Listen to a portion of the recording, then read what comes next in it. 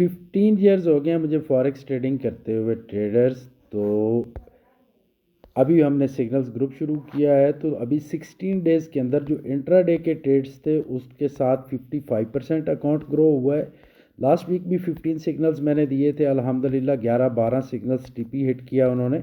और इस तरह 55% मनी मैनेजमेंट के साथ ट्रेडर्स के अकाउंट ग्रो हो चुके हैं।